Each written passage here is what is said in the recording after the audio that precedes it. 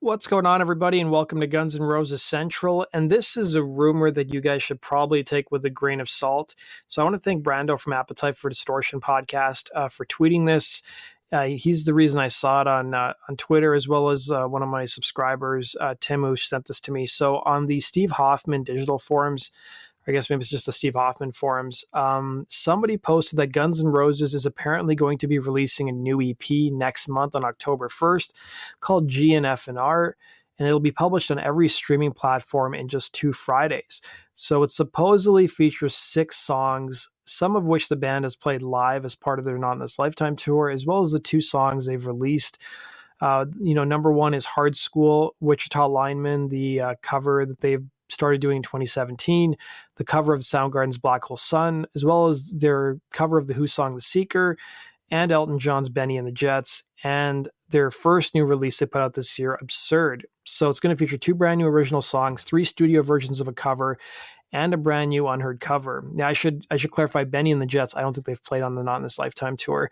And the person who posted this said it's a pretty uninspired release, if you ask me. I've always thought that if Guns N' Roses were going to release new material, they might as well put those covers they've been doing as part of the Not in This Lifetime tour to round out the track list. I mean, personally, I really like their cover of The Seeker, and I know a lot of people don't, but it's one of my favorite songs they do in their set.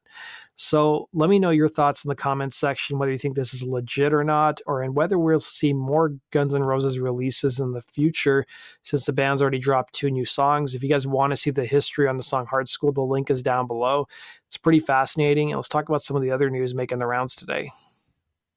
So Kirk Hammett of Metallica was recently interviewed by Revolver magazine, and he talked a little bit about the Guns N' Roses Metallica tour that happened back in the 90s and how Nirvana was originally asked to join the tour, but they really didn't want to because Kurt Cobain had a number of issues with Axl Rose. Here's what he had to say. So he was asked whether he was tight with any of the guys from Guns N' Roses in the early 90s. He said, Lars was tight with those guys. I mean, it was weird because those guys were really accessible and it was really easy to hang out with them and see them around. But then they got huge and they weren't as accessible. It was to the point where I couldn't have access to them, but Lars always figured out a way to have access to them. He'd laugh. He also talked a bit about the whole Nirvana tour, saying, I remember having to call Kurt up because we wanted Nirvana to open the Guns and Metallica tour. This came down to me from my manager saying, okay, we've talked to Nirvana's management. They've told us no. Kurt doesn't want to do it because he doesn't want to be affiliated with Guns N' Roses. He doesn't approve of Axl's behavior. A long laundry list of stuff, and it's all about Guns N' Roses and Axl. It had nothing to do with Metallica. They loved Metallica. He would go on to say, I had a personal relationship with Kurt and Chris Novoselic and Dave Grohl. So I called him up. I talked to him 2 or 3 times. And the first time he gave me his reasons, all of which I just told you, but he said he'd think about it. If I remember calling him a few days later, Courtney Love answered. It was weird because she went to go get Kurt and I could hear her jabbering in the background. And then Kurt comes on and he's like, oh, really? I don't want to go do it. I wouldn't feel right. It wouldn't feel comfortable. And I'm like, okay, I get it. I called him once more just to double check to make sure they didn't have a change of mind. And then fast forward to the MTV Music Awards, he'd say. He said, Lars and I were there. Nirvana played. Axl was there.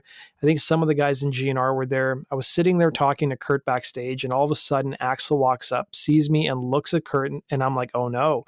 And he goes right up to Kurt and says, what's your problem, mother effer? What's your problem? And so Kurt's like, whatever, dude. And Axl's like, I'll beat your ass. Come on, let's go. And Kurt's like, whatever, dude. And then Axl backed up and his girlfriend, Stephanie Seymour, was there. She put her hand on his arm and kind of calmed him down. And Kurt's like, whatever. Axl stormed off and Kurt looked at me and I was like, bro, that was crazy. Then at another point, I was just standing, minding my own business. And Axl shows up again and says to me, what's up with your friend? I go, I don't know what's up, man. You guys have to work it out. Yeah, well, I'll work it out with him. I was like, please, man, just like, it's between you guys. I don't know what's up with him. I don't know what's up with you. You guys just please work it out. And I was just being my usual apolitical self. I'm trying to just talk all this down, all this confrontation. And somehow I felt like I was just caught in the middle of this, middle of it all rather innocently, That does it for today's video, guys. Thanks for watching. Be sure to like button and subscribe, and we'll see you again on GNR Central. Take care.